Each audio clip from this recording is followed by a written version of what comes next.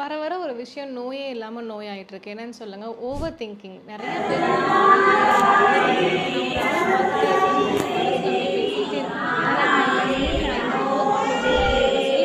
கெடுது. இல்லாத விஷயத்தையும் நடக்காத விஷயத்தையும் யோசிச்சுக்கிட்டே இருக்கேன். இம்பார்ட்டன்ஸ் கொடுக்க மாட்டேங்கிறாங்க. என்கிட்ட பேச மாட்டேங்கிறாங்க. மத்தவங்க கிட்டயே நம்மளோட ஹாப்பினஸ் எல்லாத்தையும் கொடுத்துட்டு அவங்க என்ன சந்தோஷப்படுத்திக்க மாட்டேங்கிறாங்கன்னு சொல்லிட்டு நிறைய பேர் நம்ம இப்போ இருக்கோம். அதுல இருந்து வெளியே வர்றதுக்கு எனக்கு தெரிஞ்ச ஒரு சின்ன டிப் என்னன்னா, மல்டி டாஸ்க் பண்றது, வேலை செய்யறது, வெட்டியா இல்லாம இருக்கிறது. எந்த அளவுக்கு நமக்கு வந்துட்டு வேலை இல்லாம இருக்கோ அந்த அளவுக்கு நம்மளோட மைண்ட் வந்துட்டு കറക്റ്റാக தான் ചെയ്യും. ഫോർ ശരി, അപ്പം ഇതിന്റെ റീലിട്ടല്ലേ എപ്പോഴും എനിക്ക് എക്സാമ്പിൾ കമന്റ്സ് വരുന്നതാണ് ഇതിന്റെ റെസിപ്പി ഡീറ്റെയിൽഡ് ആയിട്ട് ഒന്ന് പറഞ്ഞു തരാമോന്ന്. അപ്പോൾ ശരി, ഡീറ്റെയിൽഡ് ആയിട്ട് തന്നെ പറഞ്ഞുതരാം.